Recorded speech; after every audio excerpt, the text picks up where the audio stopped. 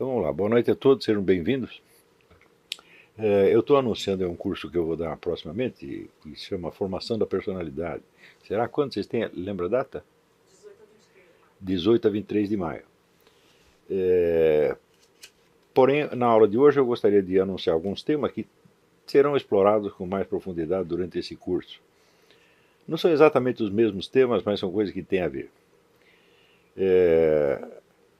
O primeiro deles é a relação que me parece fundamental entre cultura e personalidade. Se você estudar um pouco a história da cultura das nações europeias, e digo as nações europeias porque são as que eu conheço melhor, você verá que a alta cultura dessas nações é feita inteiramente por pessoas que tiveram aquilo que nós podemos chamar experiências radicais ou experiências abissais. São pessoas que conheceram a vida nos seus aspectos mais extremos. A morte, a confrontação com o céu e o inferno, todo o problema do destino humano post-mortem, a fraqueza, a fragilidade, a total impotência do ser humano perante o destino, que experimentaram isso com muita profundidade e muita intensidade.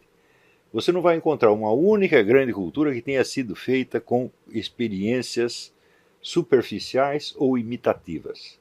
Ao contrário, quer dizer, é justamente essa originalidade, ou originariedade, tá certo? Ou autenticidade das experiências que são registradas em obras como, por exemplo, a Divina Comédia, as peças de Shakespeare, as obras de Goethe e assim por diante, você verá que o material que você tem ali é a experiência humana tomada no seu sentido mais extremo, mais radical, mais perigoso e mais atemorizante sempre. Num país onde a literatura não é capaz de registrar essas experiências, tá certo? Provavelmente até o registro de experiências mais superficiais será falsificado. Nós temos, é claro que nós temos algumas obras, pelo menos até os anos 50, elas apareciam com uma certa regularidade, onde você via em versão imaginativa algumas experiências fundamentais do povo brasileiro. Existe um romance que eu gosto muito, do Zé Lins Rego, que se chama Cangaceiros, no qual existe uma guerra entre uns coronéis do sertão e um grupo de cangaceiros, e os pobrezinhos, os camponeses que estão no meio, não estão entendendo absolutamente nada, levam pancada sem saber de onde vem, e vivem numa espécie de estado de terror perpétuo.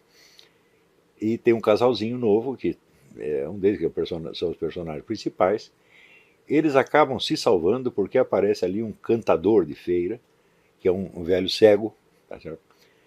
E o velho cego, ele vai de cidade em cidade, ele pergunta a vida das pessoas e ele faz músicas, então, contando a vida dos personagens. Então ele tem na cabeça toda a história da região. Ele sabe tudo o que está se passando. Né? E, portanto, o velho sabe para onde levá-los, para onde eles tenham segurança. Então termina no fim, aquele casalzinho se salva porque o velho os conduz a um lugar onde eles não correm mais risco. Então esse aí o que é? Esse é a epopeia da memória no princípio da civilização. Quer dizer, é a capacidade de você armazenar a experiência e você condensá-la, vamos dizer, em imagens cada vez mais abrangentes, que dá justamente a este cego uma compreensão maior da situação do que aquela que tem, né, as vítimas da situação. E esta é a função básica da cultura, quer dizer, é o indivíduo que sabe o que se passa, que sabe o que é a experiência humana real e que, de algum modo, a condensa. Como ele a condensa? A primeira condensação possível é, evidentemente, em símbolos artísticos. Quando você presencia uma situação qualquer, um fenômeno, um fato qualquer, que você não chega a entender intelectualmente, o que você faz? Você conta esse fato. Você não precisa entender para contar, basta você registrá-lo e ser capaz de sintetizá-lo em imagens. Então você chega em casa e olha, eu vi isto, mais isto, mais isto, mais isto, mais isto. Sem esta primeira síntese imaginativa, não há nenhum trabalho intelectual possível. O que significa que num país onde você não tem uma vasta literatura, as ciências sociais, as ciências políticas, as ciências humanas, é tudo palhaçada. Né? Por quê?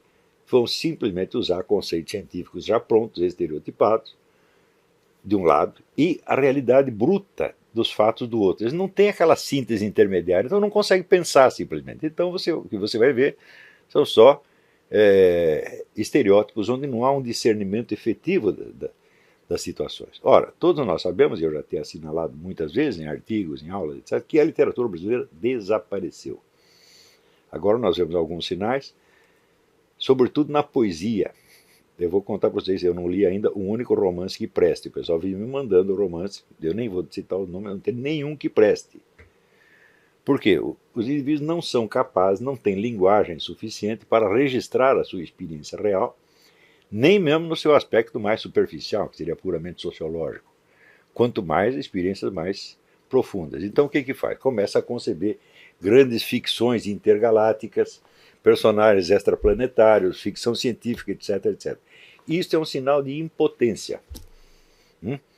Então, você vê que a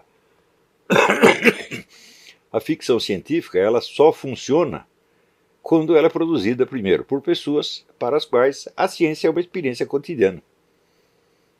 Os grandes escritores de ficção científica, todos eles são pessoas próximas de uma profissão científica, então é aquilo que fala a imaginação deles. Então é como dizer, uma ficção científica sem cultura científica é um negócio totalmente artificial, porque o indivíduo está falando de experiências que ele não teve nem poderia ter. Se ele não teve as experiências, de onde que ele tirou o material? Só pode ser cópia. E cópia mal feita, feita com colcha de retalho, que ele tirou um pouco de um filme, um pouco de um programa de TV, um pouco de um livro, etc, etc, e compôs aquela porcaria. Então é tudo de segunda mão. Ora, a experiência poética propriamente dita, ela é mais elementar e ela não depende de uma experiência tão abrangente, depende apenas de uma experiência interior profunda. Então ela não implica nenhuma compreensão, vamos dizer, mais abrangente da sociedade, da cultura, etc, etc. O indivíduo vai na sua experiência interior, trabalha a linguagem daquilo e exprime. É por isso que a gente vê este ainda modesto revigoramento da literatura aparecer sob a forma da poesia e não das obras de ficção. Nas obras de ficção, a única coisa notável que eu tenho lido, mas que eu já li há muitos anos atrás, são os contos do Yuri Vieira, que são contos humorísticos, absolutamente meio humorísticos, meio fantásticos, mas sempre centrados na experiência real brasileira. Tá certo? Então, vamos dizer, o Yuri ele não é nem um homem da grande fase da literatura brasileira e nem uma estreia promissora. Ele é um intermediário, ele é alguém que, de certo modo, ele é um sobrevivente. Ele conseguiu continuar escrevendo coisas muito interessantes no extremo da decadência em torno. Ele ainda continuava no canto dele produzindo as coisinhas. Talvez haja outros escritores assim que também tenham sobrevivido, tá certo? Mas nós não os conhecemos, eles não têm. Aliás, o Yuri, eu nem sei se ele tem algum livro publicado. Eu conheço os contos dele porque ele me enviava, tá certo? E eu sempre tenho um conto absolutamente maravilhoso que eu acho O Homem do Minhocão, que é um guerrilheiro que se esconde embaixo do minhocão durante 30 anos, pensando que ainda está sendo perseguido pela ditadura. O negócio já acabou há muito tempo. Se vocês querem saber, isso realmente aconteceu. Não nesses termos e não nos termos cômicos. Mas tem um conhecido meu que ficou escondido muito tempo depois de ter acabado a ditadura. Não foi no minhocão, mas aconteceu isso realmente. Né? E não era um caso para rir, absolutamente. Então, As Bacantes da Boca do Lixo é outro conto maravilhoso. Tem muita coisa boa.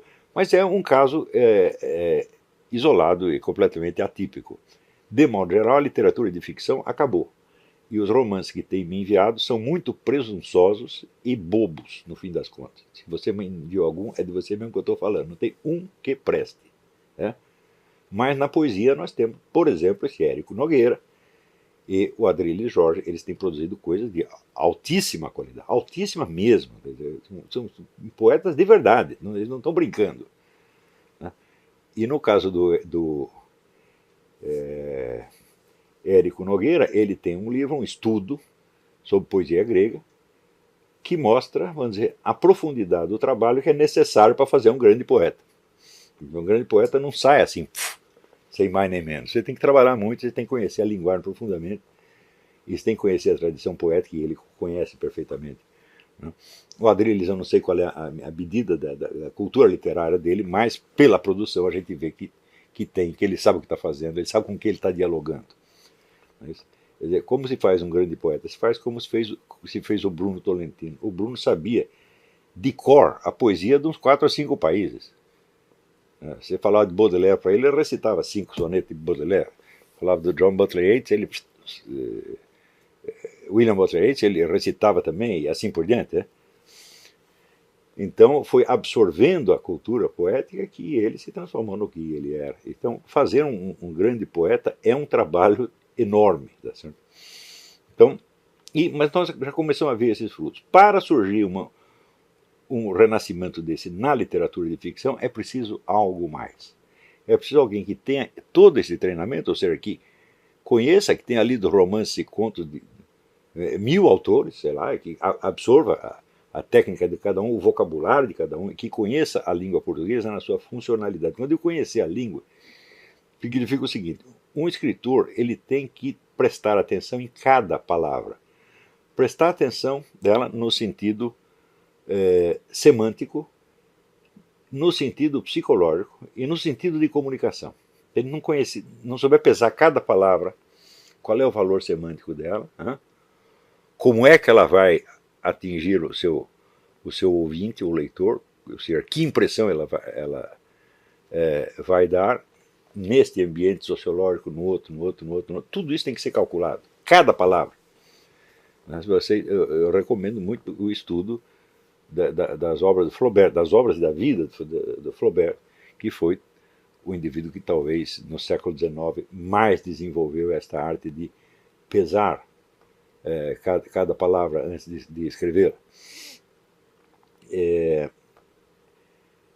Então, para surgir um renascimento na ficção, é preciso primeiro esse domínio técnico, domínio histórico e técnico da literatura. E domínio da linguagem neste sentido. O pessoal pensa em domínio da linguagem, só estudar gramática. Fala, mas estudar gramática é uma coisa que você tem que fazer aos 10 anos de idade, 10, 12 anos de idade. Quer dizer, quando chega aos 13, você tem que dominar a gramática. Entendeu? Ou seja, você tem que escrever sem erro. E escrever sem erro não fará de você um escritor. Fará de você um correspondente de uma empresa, vai fazer correspondência comercial, fará de você talvez até um jornalista, mas não fará de você um escritor. O escritor é o indivíduo para o qual, na linguagem, cada palavra tem uma função específica que vai para além do seu significado dicionarizado. O escritor ele joga com nuances que não estão nem poderiam estar dicionarizadas, porque não há tempo, porque isso, vamos dizer, essas nuances variam conforme o meio, conforme a época, etc. E além dessas duas condições, ele tem que ter uma outra, ele tem que conhecer as pessoas das quais ele vai escrever, ou seja, ele tem que conhecer a sociedade onde ele está. E conhecê-la no seu sentido mais profundo. Não digo que o indivíduo tenha que ele, pessoalmente, passar por certas experiências radicais. Né? Por exemplo, digamos, a experiência de uma depressão profunda, a experiência de ter participado de uma guerrilha, a experiência de fazer parte de uma quadrilha de ladrões, tá certo? A experiência vamos dizer, da perdição, da anarquia sexual, das drogas, etc. Às vezes, algumas pessoas têm que mergulhar profundamente nisto e ter também a experiência oposta, quer dizer, a experiência da devoção, da ascese, da santidade, etc. Então você tem que esticar desde o inferno até o céu. No fim das contas, todo escritor de verdade ele faz o trajeto inteiro da Divina Comédia. E ler a Divina Comédia é fazer exatamente isso, é você ir desde o fundo do inferno até o último céu. Então, muitos escritores, eles passam por experiências radicais no sentido degradante, destrutivo, e às vezes não conseguem sair delas, mas conseguem pelo menos expressar verbalmente o que já é uma vitória. Se o indivíduo conseguiu condensar a sua experiência num símbolo verbal, ele já não é escravo dela, de algum modo. ele viver mais um pouco, ele acaba se libertando pessoalmente. Mas se ele não conseguiu se libertar pessoalmente, pelo menos se liberta literariamente, o que já é um passo. Né? Se ele conseguir descer imaginativamente, vale? Sim, também tem o caso do indivíduo que, por ter uma imaginação extraordinária, ele não precisa passar pessoalmente por experiência nenhuma, como o próprio Dante. Né? Dante, ele assinala que ele está ali no inferno como observador. Né? Ele não está sofrendo as penas do inferno, ele é levado pelo seu mestre, Virgílio, para olhar. Né? Olha o que está acontecendo lá.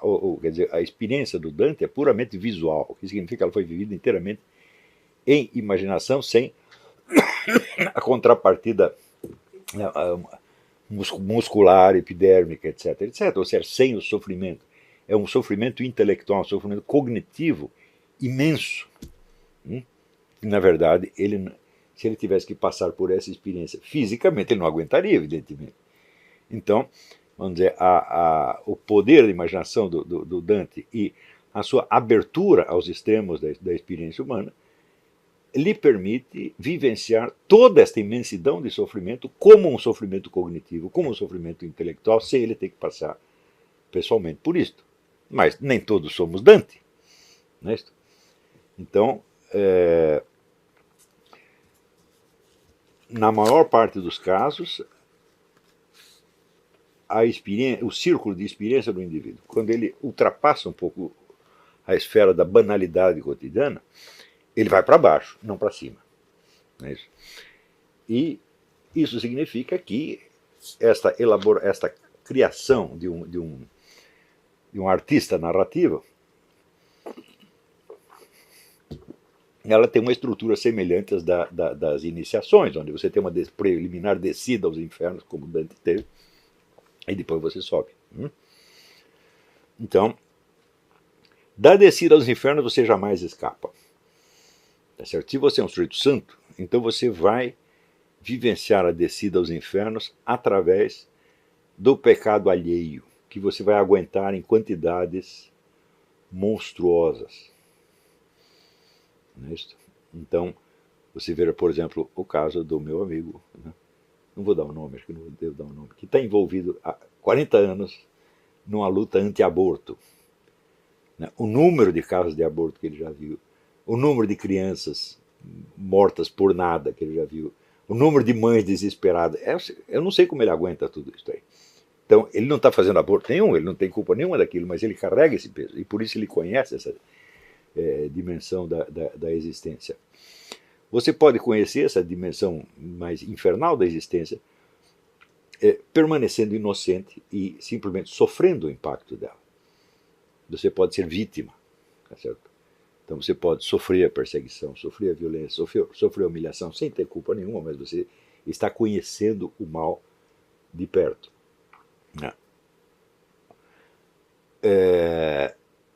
Agora, existem várias maneiras de você participar dessa experiência. Se você, ao se considerar uma vítima, você se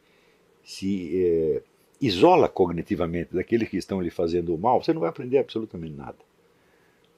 Então, aí é que a igreja recomenda que você ore por quem lhe faz o mal, e você queira bem quem lhe faz o mal, senão você não vai aprender coisíssima alguma com isso.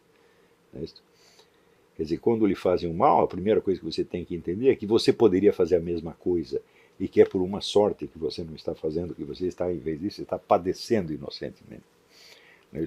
Mas, sem essa identificação com quem lhe faz o mal, você não vai aprender coisíssima nenhuma. Quer dizer, você vai ter que carregar os seus pecados e mais os dele.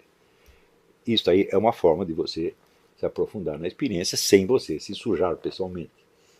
Isso é muito difícil de acontecer e, em geral, o mergulho na experiência mais profunda é acompanhado de... Ele toma a forma de um mergulho no mal, no pecado, na perdição, etc, etc, etc. Como aconteceu com inumeráveis escritores, você lê aí a vida de Baudelaire, de Rimbaud, do próprio Dostoiévski, com o seu vício do jogo, essa coisa toda. E depois o indivíduo trabalha isto imaginativamente e se consegue dar uma forma verbal, literária, ele, de certo modo, ele já está livre daquele mal. Ele se livrou, pelo menos imaginativamente, o que é uma condição para ele se livrar na esfera real. Mas às vezes não dá tempo. Né? Isso quer dizer, um indivíduo, como por exemplo o caso desse Hubert Selby, que é um escritor maravilhoso, que escreveu o livro The Demon, que eu já recomendei tantas vezes aqui. O Selby era um drogado, um marginal, completamente perdido. Quando você olha a foto dele, o sujeito parece que pesa 20 quilos, ele está praticamente destruído. Né? E ele, no entanto, ele conseguiu força para sair daquilo e escrever esses romances absolutamente incríveis. Né? Então, é claro que a maioria que entrou nesse buraco não saiu de lá para escrever coisíssima nenhuma, não escreveu nem um bilhetinho de namorada, morreu por lá mesmo. Né? Mas, seja a experiência vivenciada fisicamente, seja imaginativamente, sem esse mergulho nos aspectos mais radicais e terríveis da experiência humana, não há conhecimento do ser humano, da alma humana. Tá certo? Então, este, vamos dizer, talvez a maior deficiência da literatura brasileira no tempo em que ela era boa. Isso quer dizer que, em geral, a experiência retratada na literatura brasileira é uma experiência banal. Né? O meu amigo Jerônimo Moscardo, que foi ministro da Cultura do Itamar, ele dizia que os temas da literatura brasileira assim, ele usou minha escova de dente, ele roubou minha cueca. Mas esses eram os assuntos. Então, se você vai ver, em geral, é a experiência banal, vivida por pessoas banais. Porém, esta banalidade tem um peso, essa banalidade tem uma força deprimente. E aquele que sofre o impacto desta banalidade pode transcendê-la, transformando-a em obra de arte, como é o caso do Machado de Assis. Machado de Assis, a vida inteira dele, ele só viu pessoas neste meio, medíocre, limitado, etc, etc. E, vamos dizer, aquela mediocridade, aquela banalidade, pesava muito para ele, quer dizer, ele sofria isso, e ele absorvia o impacto da banalidade circundante e via que essa banalidade tinha um aspecto dizer, moral e metafísico que transcendia a própria compreensão das pessoas envolvidas. Né? Então, algumas vezes ele caricatura isso aí, mas caricatura a banalidade com traços tão imensamente cruéis, onde você vê que por trás da banalidade está a presença do diabo. Quer dizer, o diabo é um grande banalizador. Né? Banalizador e, portanto, dessensibilizador. Né? A história do sujeito que está lá fazendo experiência, queimando as patas do rato na vela, só para ele observar, você diz, opa, é um cara banal, um sujeito medíocre, mas tem um traço diabólico ali no fundo dele. Né? Quer dizer, o Machado de Assis não vai descrever, por exemplo, um morticínio, uma cena de tortura, um estupro, nada assim. Ele mostra, quer dizer, a monstruosidade com o sofrimento de um rato. Né? Então você vê, o mundo que ele está tratando é pequeno, mas ele, por trás desse mundo pequeno, ele vê a profundidade do mal. Não por coincidência, ele próprio levava uma vida rotineira e medíocre, onde ninguém sabia o que estava se passando na cabeça dele. Mas o homem estava evidentemente observando essas coisas todas, estava impressionadíssimo, tá certo? E chegou a tal ponto de depressão, de ver o que nós podemos chamar até a banalidade do mal, para usar a expressão da Hannah Arendt, né? Que por volta dos 40 anos ele tem uma crise e para de escrever aquelas coisinhas cor-de-rosa que ele escreveu no começo e começa a falar deste outro mundo, que eu não digo que ele tinha descoberto naquele instante, mas que ele já vinha vendo e que aquilo vai aos poucos pesando na alma dele até chega uma hora que ele se transmuta, por assim dizer, num novo autor, e a partir das memórias póstumas de Brás Cubas, ele se destaca de tal maneira dos escritores seus contemporâneos que não tem como comparação, não tem. É assim, eles estão aqui, a literatura média está aqui, o Machado está aqui. Esse foi, vamos dizer, o nosso primeiro escritor de envergadura, de valor universal e de interesse universal. Então, este é um caso onde a experiência é vivida de maneira puramente interior e até de maneira secreta ou discreta. Né? E tudo isso pode acontecer. Quer dizer, você tem a experiência imaginativa, você tem a experiência física, você tem a experiência corporal, até a experiência do sofrimento corporal, que foi tão importante ao longo da história da literatura. O que não pode é você fechar a sua imaginação no círculo da banalidade. Quer dizer, se o seu meio social é banal, tá certo? Você não pode, ou não deve, fugir de perceber o aspecto demoníaco por trás da banalidade, como fez o Machado de Assis. Para isso significa que, em vez de fugir dessa banalidade, você vai ter que contemplá-la e sofrer por ela. Então, as pessoas que se queixam de viver eu vivo num ambiente medíocre, opressivo, etc, etc. Eu digo, olha, aí está a sua fortuna, aí está o seu material, meu filho. Né? Você tem que pegar isso na mão, né? Aceitar que isso existe, aceitar que isso é a sua condição e explorar isso até as suas últimas consequências. Né? Então, como a literatura sumiu, então isso quer dizer que até a exploração dos acontecimentos de ordem social assim, banal também desapareceu. Isso significa que durante 50 anos ou mais, a população brasileira sofreu alterações, sofreu mudanças psicológicas enormemente profundas. Não é isso? Só o crescimento, vamos dizer, da insegurança já foi uma coisa absolutamente imensurável. Quer dizer, você tem um país que era onde todo mundo se sentia mais ou menos seguro, de repente ninguém mais pode sair na rua porque tem medo de uma bala perdida, de um assalto, uma coisa assim. Né?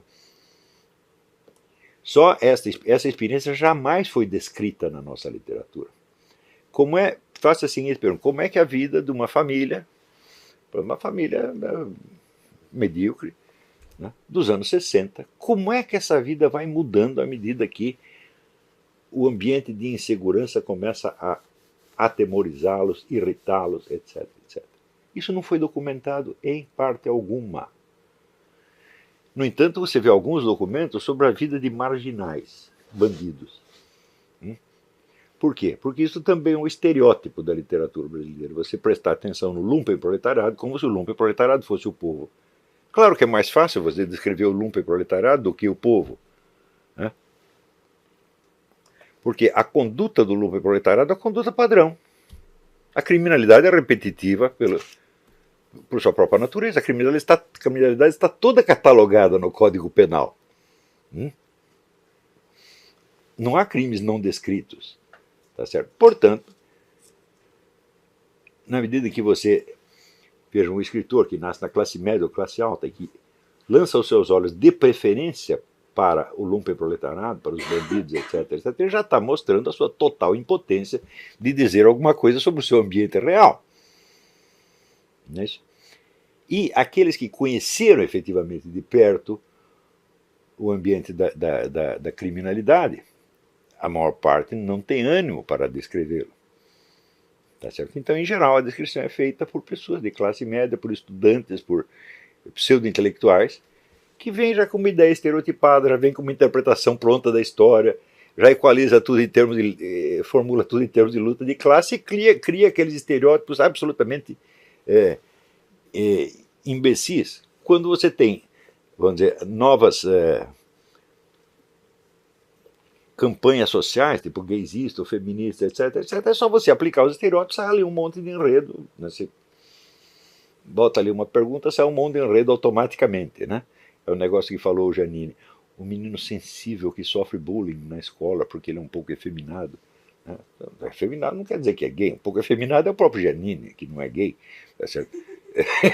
Porque ser efeminado é uma condição sine qua non para ser professor da USP. Você tem que dar uma... Você não precisa ser gay, mas uma desmanhecadinha, um falsete, tipo Fernando Henrique. Esse é absoluto. Aquele Pinheiro, como é que chamava? Aquele professor, não sei que Pinheiro. Esqueci o nome dele. Não, os falsetes, umas desmanhacadas, tem que dar, necessariamente, porque isso, neste ambiente, como é que se diz? É um emblema de elegância. Né? Então, você vê, até a elegância dos caras é uma coisa absolutamente estereotipada e totalmente kitsch. Né? E, quer dizer que esse artificialismo, essa banalidade, tudo isto torna a vida das pessoas ainda mais deprimente. Né? E infunde nelas um senso de insignificância. Ora, se você não tem experiência da profundidade da vida, então você não tem conhecimento de si mesmo. E você não tem nenhuma dimensão da transcendência, de um Deus, da onissapiência perante o qual você pode se apresentar, que pode julgar, que pode te dar a verdadeira medida e pode te informar quem é você. Então o indivíduo não tem essa experiência, não necessariamente na escala religiosa, mas pode ser na escala imaginativa, artística também. Tá certo? Ele não sabe quem ele é e ele precisa de um espelho, evidentemente.